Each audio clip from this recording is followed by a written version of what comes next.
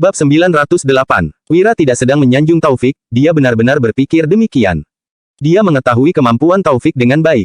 Pria itu sangat berbakat dan memiliki jiwa kepemimpinan yang sangat kuat. Dengan pemimpin seperti itu, kerajaan Monoma pasti baik-baik saja. Taufik bahkan bisa disebut saingan Wira. Jika dibandingkan, Taufik juga lebih sulit untuk dihadapi daripada Senia. Sebab, Taufik adalah pria kuat yang hanya menunjukkan kelembutannya pada kerajaan Monoma. Sebaliknya, dia sangat kejam terhadap orang luar, baik itu pada keluarga Juwanto ataupun Wira. Tempo hari, Taufik juga telah memperingatkan Wira. Cepat atau lambat, mereka berdua akan berhadapan. Jika Taufik mampu menguasai dunia, dia tidak akan melepaskan Wira. Rizka tersenyum. Dia tahu betul tentang kemampuan kakaknya, tetapi kekacauan di dunia tetap membuatnya sangat khawatir. Rizka bukan orang yang haus darah, dia juga tidak menyukai konflik, jadi, dia juga tidak berdaya dalam hal semacam ini. Kakakku bilang dia ingin bertemu denganmu hari ini, ujar Rizka. Wira tertegun sejenak, tetapi tidak menolak. Setelah memasuki istana, dia segera menghadap Taufik. Wira, kudengar kamu akan pulang besok, ya? Tanya Taufik sambil tersenyum. Wira mengangguk dan menjawab, iya, aku akan berangkat besok. Apa kamu sudah memikirkan masalah keluarga Juwanto? Apa yang akan kamu lakukan? Tanya Taufik. Taufik punya dua tujuan menanyakan hal ini. Pertama, dia ingin tahu strategi Wira menghadapi keluarga Juwanto. Kedua, dia juga ingin tahu bagaimana Wira akan membantu mereka menyingkirkan keluarga Juwanto. Wira tersenyum dan berkata, sekarang bukan waktu yang tepat. Fokus keluarga Juwanto bukan pada kamu dan aku. Setelah memotong pilihan alternatifnya kali ini, kutebak mereka nggak akan bersabar lebih lama lagi. Kalau memang memungkinkan, hanya satu hal yang harus dilakukan, yakni mengulur waktu mereka. Taufik tertegun sejenak. Mengulur waktu, apa maksud Wira? Wira bisa melihat kebingungan di wajah Taufik. Dia lantas tertawa dan menjelaskan. Cukup mengulur waktu mereka. Situasi saat ini sedang kacau dan keluarga Juwanto nggak bisa tenang lagi. Kita lihat apa yang akan dilakukan keluarga Juwanto. Mendengar itu, Taufik pun paham. Mengulur waktu sebenarnya bisa diartikan sebagai tidak peduli. Selama mereka mengabaikan keluarga Juwanto, tidak akan ada ancaman. Lagi pula, pihak yang harus dihadapi keluarga Juwanto saat ini bukanlah kerajaan Monoma, melainkan keluarga lain. Baiklah, aku mengerti, ujar Taufik sambil tersenyum. Diam-diam, dia memuji strategi Wira yang bagus. Fokus keluarga Juwanto saat ini tertuju pada raja kerajaan Nuala. Daripada melawan mereka, lebih baik keluarga Juwanto memenangkan tampuk kekuasaan kerajaan Nuala. Tapi, keluarga Juwanto nggak mungkin menyerah begitu saja. Mereka mungkin bakal menawarkan imbalan yang lebih besar untuk merayumu, kata Wira sambil tersenyum. Taufik tertawa makin keras, dia diam-diam berpikir bahwa Wira benar-benar licik. Bisa-bisanya Wira memikirkan siasat ini. Namun, siasat ini memang yang terbaik. Mereka tinggal duduk diam dan menunggu keluarga Juwanto menawarkan imbalan yang lebih besar. Setelah mengobrol cukup lama dengan Taufik, Wira pun undur diri. Keesokan paginya, dia memulai perjalanan menuju kerajaan Nuala. Saat ini, ketiga wanita Wira yang berada di Provinsi Suntra merasa sangat cemas. Meskipun Wira baru pergi selama 3 hari, hati mereka selalu dirundung gelisah. Bagaimanapun, perjalanan Wira kali ini penuh dengan bahaya. Setidaknya, ada keluarga Juwanto yang tidak akan melepaskannya. Mereka tidak tahu, saat ini keluarga Juwanto tidak sedang mengkhawatirkan tentang Wira. Fokus mereka telah beralih pada Raja Bakir. Bab 909. Ketika pergi ke kerajaan Monoma, Wira menempuh perjalanan selama 1 hari. Saat kembali, dia tentu membutuhkan waktu 1 hari juga. Setelah matahari terbenam, Wira akhirnya telah memasuki kota. Saat Wira kembali ke penginapan, ketiga istrinya langsung menangis terharu begitu melihatnya. Meskipun hanya 3 hari, mereka sangatlah khawatir. Melihat situasi ini, dia tak kuasa bertanya sambil tersenyum. Hahaha, aku sudah berjanji bahwa kali ini aku akan kembali dengan cepat. Kenapa kalian masih khawatir? Namun, Wulan malah tak kuasa berkata, aku nggak khawatir. Hanya Dian dan Dewina yang mengkhawatirkanmu. Mereka berdua nggak bisa tidur dengan tenang selama 3 hari ini. Setelah mendengar perkataan Wulan, Dian dan Dewina tentu tidak terima. Dian berkata dengan nada dingin. Huff, entah siapa yang nggak mau makan dan minum selama 3 hari ini, bahkan selalu berdiri di depan pintu. Benar, bisa-bisanya hanya meledek kita. Tuan Wira, Kak Wulan adalah orang yang paling mengkhawatirkanmu. Timpal Dewina. Kedua wanita itu langsung membantah perkataan Wulan. Saat mendengar itu, Wira pun sontak tertawa terbahak-bahak. Malam itu, ketika berbaring di atas ranjang, Wulan memeluk Wira dengan lembut sembari berkata, sayang, setelah pulang nanti, ayo kita urus pernikahannya. Dian dan Dewina sepertinya sudah nggak sabar. Wulan menyampaikan pendapatnya secara tergesa-gesa. Kedua wanita itu sama-sama mencintai Wira seperti dirinya. Tanpa upacara pernikahan yang resmi, mereka tentu tidak berani memiliki kontak fisik yang lebih intim dengan Wira. Seperti saat ini, baik Dian maupun Dewina, mereka juga ingin memeluk Wira seperti yang dilakukan oleh Wulan. Sayangnya, mereka masih merasa tidak enak sekarang. Mendengar perkataan ini, Wira yang memahami maksudnya pun berkata sambil tersenyum. Baiklah, setelah pulang nanti, kita akan mengadakan acara pernikahan. Wira tentunya tidak boleh mengecewakan kedua wanita cantik itu. Pada saat ini, mata Wulan tiba-tiba bergerak dengan indah dan menawan, lalu dia berkata, "Sayang, kamu bisa mendapatkan aku sekarang." Wira tertegun sejenak sebelum berkata, "Bukannya kita sudah sepakat untuk menunggu sampai malam pertama untuk hal ini? Kenapa kamu membicarakan itu sekarang?" Sementara itu, Wulan malah menatap Wira dengan tatapan penuh kasih sayang seraya berkata dengan lembut, "Aku nggak peduli dengan pernikahan. Aku hanya ingin bisa bersamamu untuk selamanya. Apalagi, kita sudah lama menjadi pasangan suami istri. Malam pertama kita sudah lewat. Sayang, tolong jangan menolakku lagi, ya." Setelah berpisah dengan Wira selama beberapa hari ini, hatinya terasa sangat hampa. Baik terakhir kali maupun kali ini, tidak peduli berapa lama Wira bepergian, selama Wulan tahu bahwa suaminya dalam bahaya, waktu sehari, sebulan, bahkan setahun pun sama-sama menderita baginya. Itu sebabnya, Wulan tidak ingin meninggalkan penyesalan. Dia ingin segera menjadi wanita Wira. Wira masih ingin mengatakan sesuatu, tetapi bibir Wulan sudah membungkamnya. Keduanya pun bermesraan dalam kelembutan tersebut. Namun, ini membuat Dian dan Dewina yang berada di ruang sebelah menderita. Wajah kedua wanita itu memerah. Tatapan mereka terlihat malu-malu dan penuh harap. Intinya, mereka tidak dapat tidur nyenyak pada malam ini. Keesokan paginya, Wira bangun lebih awal. Ketika melihat wanita cantik di sampingnya, dia merasa sangat puas. Semalam, Wira tidak mampu menahan godaan dari Wulan. Bukan karena tidak ingin menahan diri, melainkan dia tidak ingin mengecewakan Wulan. Wira juga menyadari bahwa mereka lebih sering berpisah selama beberapa waktu ini. Hal tersebut membuat Wulan sangat khawatir sehingga ingin menjadi wanitanya. Setidaknya, ini bisa dianggap sebagai sebuah ikatan. Tak lama kemudian, Wira membuka pintu dan berjalan keluar. Dia langsung mendapati Dewina dan Dian yang bermata panda. Begitu keduanya melihat Wira, wajah mereka tak kuasa memerah. Saat melihat mata panda kedua wanita itu, Wira bertanya dengan penasaran.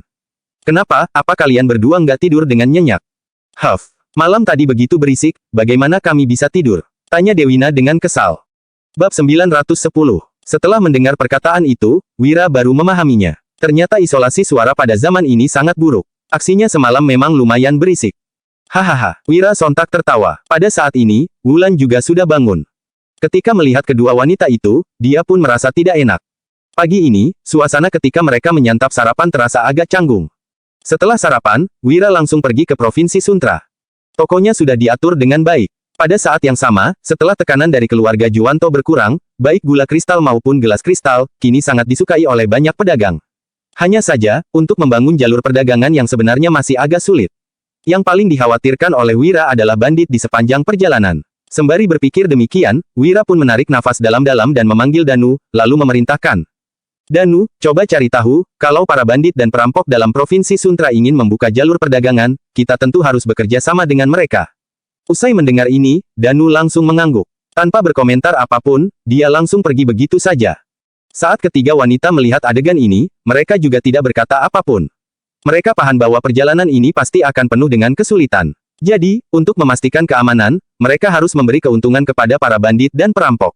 Jika tidak, mereka kemungkinan akan merusak rencana Wira. Saat Danu pergi, Wira dan ketiga istrinya masih berjalan-jalan. Tidak lama kemudian, Danu pun kembali dan melaporkan.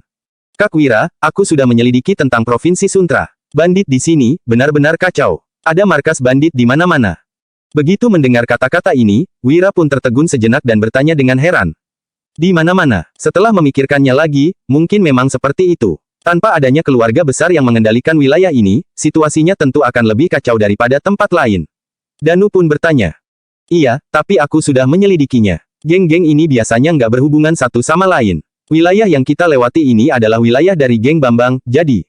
Kak Wira, apakah kita harus mengendalikan geng ini?" Maksud Danu sangat sederhana. Mereka hanyalah kelompok yang terpecah belah. Apabila berhasil mengendalikan mereka, menaklukkan geng-geng lainnya akan menjadi lebih mudah. Sebenarnya, Wira juga berpikir demikian. Meskipun bekerja sama adalah ide bagus, mereka tetap perlu mengendalikan para bandit lokal ini. Lantaran sudah membuat keputusan, Wira langsung berkata, "Ayo, kita pergi ke gunung untuk mengunjungi mereka." Danu segera mengangguk. Keduanya pun menunggangi kuda menuju pinggiran kota. Hanya dalam waktu sekitar 30 menit, mereka telah melihat sebuah desa di puncak bukit. Ukurannya tidak besar, mungkin hanya ditempati oleh sekitar 100 orang. "Coba periksa gunung ini," pinta Wira. Segera setelah itu, Danu langsung berseru. "Apakah ketua dari geng Bambang ada di sini?" Teriakan Danu sontak membuat penjaga di depan gerbang terkejut. Seorang pria bersosok besar dengan dada telanjang tampak berjalan keluar. Kemudian, dia pun bertanya. Huff, siapa yang berani berteriak di depan markas gengku?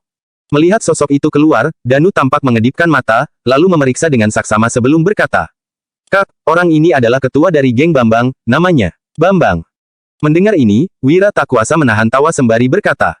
Ketua geng Bambang yang bernama Bambang. Dia bisa-bisanya menggunakan nama sendiri untuk memberi nama gengnya. Ini cukup menarik. Setelah puas tertawa dan menggelengkan kepala, Wira pun berkata, kita datang ke sini untuk berbisnis dengan Ketua Bambang. Apakah kamu tertarik? Bambang yang bangun dari tidurnya karena keributan tadi merasa agak kesal. Namun, saat mendengar kata, bisnis, yang diucapkan Wira, matanya langsung berbinar-binar. Hahaha, ini tentang membunuh atau membakar? Tanya Bambang secara langsung. Selama ini, dia hanya terlibat dalam dua kegiatan tersebut. Bab 911. Mendengar ini, Wira merasa agak canggung. Orang ini benar-benar seorang pembunuh. Pikirannya hanya penuh dengan aksi membunuh dan kekerasan, bukan orang yang cukup cerdas. Wira pun menghela napas dan merasa tak berdaya. Tampaknya ketua dari geng ini perlu diganti. Ketua Bambang, bagaimana kalau kita membahasnya di dalam? Tanya Wira seraya tersenyum. Begitu mendengar perkataan Wira, Bambang tidak berpikir terlalu banyak dan langsung mengangguk. Sebenarnya, Bambang juga memperhatikan Wira dari atas ke bawah. Dia hanyalah seorang pemuda kaya raya. Sementara itu, Danu yang berada di sampingnya tampaknya pandai berkelahi. Namun, ada sekitar 100 orang di geng Bambang. Apabila mereka berkelahi, bagaimana mungkin mereka akan kalah dari 2 orang? Jadi, Bambang sama sekali tidak khawatir bahwa 2 orang ini akan macam-macam. Mereka bertiga masuk ke dalam aula, lalu Wira tak kuasa bertanya. Ketua Bambang, apa geng Bambang nggak punya ketua lain? Bambang sontak menghela napas dan langsung menjawab. Orang di geng Bambang hanya sedikit, jadi apa gunanya memiliki ketua lainnya? Aku sendiri sudah cukup. Mendengar jawaban ini, Wira merasa sangat frustrasi. Namun, dia tetap berkata. Hari ini, aku datang untuk membahas bisnis denganmu. Sederhana saja, yaitu untuk bersama-sama mencari keuntungan. Bersama-sama mencari keuntungan, tanya Bambang. Ketika mendengar ini, dia agak bingung dan tidak memahami maksud Wira. Mungkinkah Wira juga tipe orang yang melakukan aksi membunuh dan membakar? Saat ini, Wira pun menjelaskan. Benar sekali, aku ingin membangun jalur perdagangan dan melakukan bisnis di sepanjang jalur itu. Aku memerlukan bantuan geng Bambang untuk memberikan pengawalan di sepanjang jalan. Ini adalah bisnis jangka panjang, bukan hanya dalam beberapa hari. Jadi, aku jamin keuntungannya cukup besar. Satu-satunya masalah adalah apakah geng Bambang bersedia memberikan pengawalan? Tanya Wira. Mendengar ini, Bambang sontak merasa gembira dan buru-buru bertanya. Apa barang berharga ini? Matanya bahkan berbinar-binar. Dia pernah mendengar tentang pengawalan barang berharga, tetapi belum pernah melakukannya sendiri. Bambang berencana untuk merampok Wira secara langsung. Memangnya berapa banyak uang yang bisa didapatkan dari pengawalan sepanjang jalan? Apabila langsung merampok, Bambang akan mendapatkan keuntungan besar. Wira pun melirik Bambang sekilas dan segera memahami isi pikirannya. Setelah itu, dia pun menjawab. Ketua Bambang, barang ini adalah gelas kristal bernilai puluhan juta gabak. Usai mendengar perkataannya, Bambang sontak tercengang. Segera setelah itu, dia berkata. Hahaha, ternyata begitu berharga, bagus sekali. Usai berkata demikian, Bambang segera memanggil para bawahannya. Kemudian, 20 hingga 30 bandit segera datang dengan membawa senjata. Melihat situasi ini, Wira pun menatap Bambang seraya tersenyum acuh tak acuh. Ketua Bambang, apa maksudmu? Apa maksudku? Apa kamu masih belum mengerti? Tanya Bambang. Dia sontak tertawa terbahak-bahak, lalu menunjuk ke arah Danu dan berkata secara tak acuh. Kamu, pulanglah dan bawa kemari beberapa gelas kristal untukku. Dia akan menjadi sandera. Kalau kamu nggak melakukannya, aku akan membunuhnya langsung. Begitu mendengar perkataannya, Wira pun menghela napas, lalu berkata.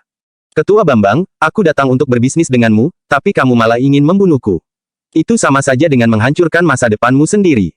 Bambang segera mendengus dingin seraya berkata. Menghancurkan masa depan. Sungguh lucu. Berapa banyak uang yang bisa aku dapatkan dengan mengawal kalian? Merampok besar-besaran baru disebut menghasilkan uang. Bambang memiliki pemahaman yang baik, tetapi sayangnya dia tidak paham akan satu hal. Merampok memang bisa membuatnya kaya. Namun, dia juga harus mampu bertahan hidup untuk menikmati kekayaannya. Ternyata kamu punya pemikiran seperti itu. Kalau begitu, maafkan aku. Usai berkata demikian, Wira melihat ke arah semua orang dan berkata dengan acuh tak acuh. Mulai hari ini, ketua geng Bambang akan diganti. Pertimbangkan baik-baik, apa kalian ingin bergabung denganku atau tetap setia pada ketua Bambang? Bab 912. Usai mendengar perkataan Wira, anggota geng Bambang tampak kebingungan. Mengganti ketua geng Bambang, apakah Wira tidak waras? Beraninya dia mengatakan hal seperti itu di wilayah mereka. Hahaha, Wira, kamu memang menarik. Beraninya kamu berbicara seperti itu kepada anak buahku dan bahkan di wilayahku. Kamu benar-benar mencari mati, ujar Bambang. Dia pun memandang Wira dengan sinis, seolah-olah melihat lelucon terbesar dalam hidupnya. Sementara itu, Wira hanya tersenyum dan tidak memedulikan Bambang. Sebaliknya, dia terus menatap para anak buah Bambang. Namun, mereka mengecewakan Wira karena tidak ada yang berani bergabung dengannya. Melihat situasi ini, Wira pun bertanya. Kalian nggak berani, kan? Bagaimana kalau ketua kalian mati? Apa kalian akan bersedia bekerja sama denganku? Saat mengatakan ini, Wira seolah-olah sedang mengatakan sesuatu yang sepele. Hal ini membuat semua orang makin kebingungan. Padahal, ada begitu banyak anggota geng mereka yang mengepung Wira dan Danu, tetapi dia bisa-bisanya mengancam ingin membunuh Bambang. Pria ini pasti tidak waras. Bambang juga merasa begitu. Pada saat yang sama, dia telah kehilangan kesabaran. Itu sebabnya, Bambang sontak melambaikan tangannya sambil berseru. Tangkap Wira. Mendengar ini, Wira pun menggeleng dan berkata acuh tak acuh. Bunuhlah. Danu yang menerima perintah langsung mengeluarkan senapan. Sebelum semua orang menyadarinya, dia telah menembak kepala Bambang. Seiring terdengarnya suara tembakan, satu peluru langsung mengakhiri nyawa Bambang. Raut wajah Bambang masih tampak meremehkan. Alhasil, ekspresi ini pun terabadikan selamanya. Segera setelah itu, sosok Bambang jatuh dengan gemetar dan benar-benar kehilangan nyawa. Pada saat itu, anggota geng Bambang sangat tercengang. Bajingan, beraninya membunuh ketua kami. Kalian harus membayar dengan nyawa kalian. Entah siapa yang berkata demikian, tetapi anggota geng lainnya langsung murka. Bunuh mereka, cepat bunuh mereka. Usai berkata demikian, orang-orang itu langsung bergegas menuju Wira dan Danu. Namun, pada saat ini Danu lagi-lagi mengangkat senapan dan langsung menembakkan 5 peluru berturut-turut. Seiring dengan meluncurnya 5 peluru, 5 anak buah lainnya langsung kehilangan nyawa. Di momen ini, semua orang akhirnya menenangkan diri. Mereka menatap senapan yang dipegang Danu dan tampak tercengang. Mereka belum pernah melihat senjata seperti ini sebelumnya dan hanya pernah mendengar tentangnya. Satu tembakan Danu mampu merenggut nyawa satu orang. Bagaimana mungkin mereka bisa melawan? Sekarang, kalian sudah bisa memikirkan perkataanku barusan, kan? Tanya Wira sambil tersenyum. Kemudian, dia duduk di sana dan lanjut minum teh. Para anggota geng Bambang saling memandang dan ketakutan. Barusan, mereka tidak memahami maksud Wira, tetapi sekarang mereka telah memahaminya. Dia benar-benar memiliki kemampuan itu. Saat ini, Wira kembali menjelaskan. Aku adalah seorang pedagang yang ingin membangun jalur perdagangan. Kalian hanya perlu membiarkan barang-barang daganganku lewat. Setiap kalinya, aku akan membayar biaya perjalanan dan perlindungan. Ini adalah kerja sama jangka panjang. Tapi, jangan mencoba untuk mengincar barang daganganku. Aku pasti akan langsung membunuh orang itu. Jadi, apa kalian bersedia bekerja sama? Tanya Wira seraya menatap anggota geng Bambang. Di antara mereka, orang yang berada di barisan depan tampak mengedipkan mata. Setelah berpikir sejenak, dia langsung berkata, Tuan Wira, kami bersedia. Omong kosong, tentu saja mereka bersedia. Wira bahkan sudah membunuh ketua mereka. Apakah mereka masih berani mengatakan tidak bersedia? Apalagi, ini adalah bisnis jangka panjang. Jika benar-benar berhasil, mereka akan mendapatkan banyak uang. Bagaimanapun, mereka masih perlu mencari nafkah. Bab 913. Hanya saja, meskipun mereka bersedia, situasinya tidaklah semudah itu. Tuan Wira, kami mungkin bersedia, tapi, selain geng Bambang, masih ada banyak geng lain. Geng Bambang memang geng terbesar, tapi kamu seharusnya memahami aturan yang berlaku di antara geng. Kami nggak bisa mengendalikan semuanya seperti itu. Mereka khawatir akan masalah ini. Setiap orang pasti bersedia menghasilkan uang. Namun, mereka juga perlu mempertahankan nyawa untuk dapat menikmati uang mereka. Geng Bambang pasti akan kesulitan untuk melawan begitu banyak geng. Pada dasarnya, itu adalah sesuatu yang mustahil. Wira tentunya juga mengerti, jadi dia pun berkata, Aku mengerti maksudmu. Aku akan menaklukkan geng lainnya, seperti yang kulakukan pada kalian. Yang terbaik adalah menyatukan semua geng agar semuanya menjadi lebih mudah. Bagi Wira, ini hanya masalah kecil. Menaklukkan beberapa geng adalah hal yang sederhana. Bukan karena Wira sombong, tetapi kenyataannya memang seperti itu. Pertama, dia memiliki kemampuan tersebut. Dengan membunuh ketua mereka, anggota geng akan kehilangan semangat dan akhirnya tunduk. Kedua, Wira bukan hanya akan membunuh ketua mereka dan bermusuhan, sebaliknya dia akan mengajak mereka untuk bekerja sama dan mencari untung bersama. Dua hal ini sudah cukup membuat mereka bersedia bekerja sama dengan Wira. Tidak mungkin ada orang yang keberatan dengan uang. Ini adalah bisnis yang pasti menguntungkan. Anggota geng Bambang terkejut saat mendengar kata-kata tersebut. Mungkinkah orang ini benar-benar akan merekrut semua bandit di Provinsi Suntra? Provinsi Suntra memang tidak terlalu makmur, tetapi ada banyak geng bandit di sana. Apakah Wira benar-benar mampu menaklukkan semua geng? Namun, setelah melihat ketua mereka yang sudah mati, orang-orang ini mulai percaya. Tuan Wira, kalau kamu bisa melakukannya, kami bersedia melayanimu. Orang yang berbicara sebelumnya langsung menyatakan dukungannya tanpa ragu-ragu. Setelah orang lain memikirkannya, mereka juga menganggukkan kepala. Keadaan di dunia ini sudah kacau dan semua orang hanya berjuang untuk bertahan hidup. Tidak ada bedanya, baik mengikuti Ketua Bambang ataupun Wira. Bahkan, setelah mendengar perkataan Wira, mereka malah merasa bahwa bergabung dengan Wira mungkin akan lebih baik. Saat ini, Wira melihat pria yang sejak tadi menanggapinya, lalu bertanya sambil tersenyum. Kamu lumayan. Mulai hari ini, kamu akan menjadi ketua geng Bambang. Siapa namamu? Faisal yang sangat terkejut segera menjawab dengan penuh hormat. Aku Faisal. Kemudian, Wira pun berkata, Faisal, aku akan menyerahkan urusan geng Bambang padamu. Kalau ada yang nggak setuju, mereka bisa datang mencariku kapanpun. Selain itu, tolong pergi tanyakan geng di sekitar. Cari tahu apa ada yang mau bekerja sama denganku, mengerti? Wira tidak akan mengunjungi setiap geng satu-satu. Itu terlalu merepotkan. Dia akan membiarkan Faisal yang pergi bertanya satu per satu. Wira tentu tidak perlu memusingkan geng yang setuju. Sementara itu, dia akan menaklukkan geng yang tidak setuju secara pribadi. Mendengar ini, Faisal segera mengangguk sembari menjawab.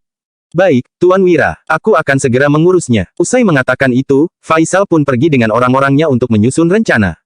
Namun, Danu malah tak kuasa bertanya. Kak Wira, apa kamu yakin akan membiarkannya pergi? Bocah ini, memang terlihat cerdas, tapi selama ini dia hanyalah seorang bawahan. Aku khawatir dia nggak bisa menangani hal ini dengan baik. Bagaimana kalau aku yang pergi saja? Danu khawatir bahwa Faisal tak sanggup menangani hal ini dan menghambat pekerjaan Wira, jadi dia pun menawarkan diri. Akan tetapi, setelah mendengar ini, Wira malah berkata sambil tersenyum. Kamu, bagaimana setelah itu? Apa kamu akan menangani semuanya?